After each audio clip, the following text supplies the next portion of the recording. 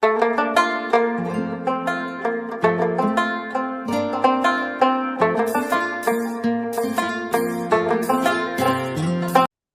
الله الرحمن الرحیم. السلام علیکم.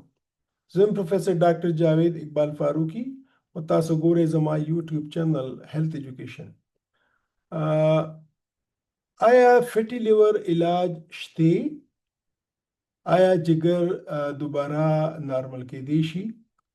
دا هغه سوالات دي چې تقریبا هر مریض زموږ نه تپوس کوي چې کله هغوی په الټراساوند باندې فیټي لیور ښکاره شي. او خوشخبری خبره دا ده چې عموما داسې ممکنه ده چې فیټي لیور علاج هم کېدی شي او جګر هم واپس نارمل کېدی شي.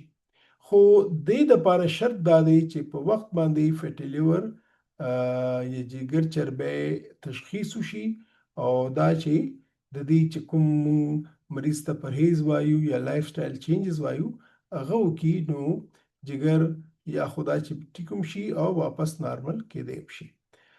نو نن په ویډیو کې به مونږه دا ډسکشن کوو چې د فیټي لیور علاج څه طریقې دي او په راتلونکي ویډیو کې به مونږ د علاج یو اهم چې کوم حصہ ده چې هغه خوراک او طرز زندگی یعنی لایف سټایل بدلول په هغې باندې به مونږه سپیشل خبرې کوو.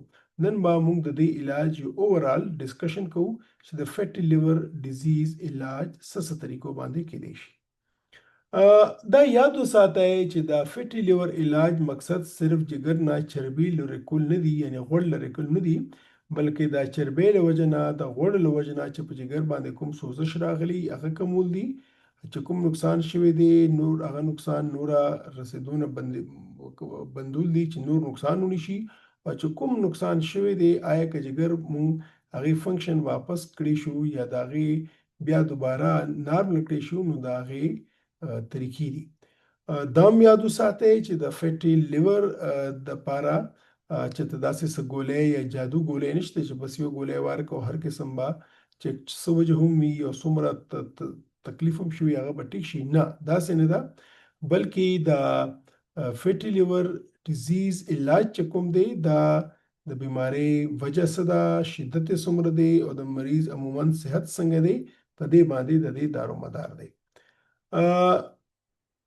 فیټي لیور ډیزیز چې دی دا عموما ځان له خپله بیماري نه بلکې د بلې بیمارۍ یو پریزنټیشن یا د هغې یو علامت کی، مثلا د موټاپي یعنی وزن زیاتېدو، د شوګر، وینه کې کولیسټرول یا چې څوک شراب نوشي کوي د هغې له وجې نه فیټي لیور جوړیږي. نو فیټي لیور ځان له عموما بیماري نه ده بلکې دا د بلې بیمارۍ یو علامت دی. نو دې دپاره ضروري دا ده چې د کومې وجې نه فیټي لیور جوړ شوی دی د هغې بیماري علاج وشي. که یو کس دی هغه نشه کوي، شراب څکي، نو هغه ته شراب څکل بندول غواړي. که هغه وزن زیات دی، موټاپه ده، نو د هغې وزن کمول غواړي.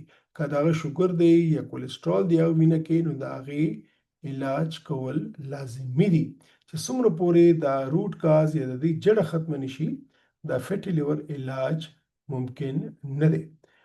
اوس پورې د فیټي لیور څخه خاص دوايانې نه وي، خو اوس د یو څو میاشتو کې د هغې دوايانې راغلي دي، په هغې به هم ځان له مونږه ویلاګ کوو. خو اوس پورې دا یاد وساتئ چې مونږ ډاکټران چې داسې ګولۍ ورکوو چې په فیټي لیور هم اثر وکړي او د هغې سره چې کومه بیماري ده په هغې هم اثر وکړي. مثلا چا چې شوګر دی او فیټي لیور وي هغې کې میټفارمین مونږ استعمالوو، دا یو قسم ګولۍ دي. چا چې کولیسټرول بیماري ده او فیټي لیور دی هغې کې سټیټنز چې دی هغې رول دی، او کله نه کله چې دی مونږ ویټامین ای هم ورکوو چې دا د جګر نورې مزید خطرې نه بچ شي یا نقصان نه بچ شي. او عموما چې دی ډاکټران چې دی د مختلف لیور سپلیمنټس یا د هیپیټو پروټیکټیو سپلیمنټس هم جګر ته ورکوي. خو یاد وساتئ چې خپله علاج مه کوئ، دا مه کوئ چې ستاسو یار دوست رشته دار څه ګولۍ خوړلې وي فیټي لیور کې او هغه تاسو هم شروع کړئ. بالکل نه، تاسو به ډاکټر ته ځئ او چې ډاکټر تاسو ته کوم دوی لیکي هغه دوی تاسو استعمالوئ. د فیټي لیور علاج یو بل اهم حصه چې کومه ده هغه ریګولر مانیټرینګ دی یا باقاعدګۍ سره خپل ټیسټونه کول دي او ډاکټر نگرانۍ کې پاتې کېدل دي. ډاکټر تاسو ته ویلی شي چې هر 3 یا 6 میاشتې پس تاسو لیور فنکشن ټیسټ کوئ یا الټراساوندز کوئ یا فایبروسکین کوئ چې پته لګي چې ستاسو جګر بیماری په کوم لیول کې روانه ده، هغې پروګرس څنګه دی، هغه یا خدای مکه زیاتیږي یا ښه کیږي. یاد وساتئ چې فیټي لیور چې دی دا عموما خاموشۍ سره پیلاویږي او د دې کې د جګر ته شدید نقصان رسیدلی شي. دې لپاره د دې فالو اپ انتهایی ضروری دی. کله به تاسو د جګر سپیشلیست ته ځئ چې کله ستاسو لیور فنکشن زیات شي یا ستاسو چې دی فایبروسس زیاتیږي، نو پکار دی چې تاسو د جګر سپیشلیست ان هیپاټالوجیست سره ووینئ چې هغه ستاسو پراپر چیک اپ وکړي، تاسو پراپر ټریټمنټ پلان درله جوړ کړي او په هغې تاسو شروع شئ. دا یاد ساتئ چې کله نه کله تاسو ته د لیور بایپسي ضرورت هم راتلی شي. نو ناظرین، نن په ټریټمنټ اوورویو کې موږ دا وکته چې دا فیټي لیور ډیزیز یو خو دا دی چې د هغې جګر سوزش کمول، د هغې جګر نه چربي ختمول، دویم دا دی چې څه له وجې نه فیټي لیور شوی دی هغې بیماري علاج کول، دا دواړه انتهایی ضروری دي. په راتلونکي ویډیو کې به موږ په تفصیل سره د لایف سټایل چینجز او په خوراک باندې بحث کوو، چونکې دا د فیټي لیور ډیزیز یو بنیادی د دې علاج بنیادی کمپوننت دی، بنیادی حصہ ده او هغه علاج بیخي نشي کمیابی دی چې څوک خپل خوراک یا خپل لایف سټایل بدل نکي.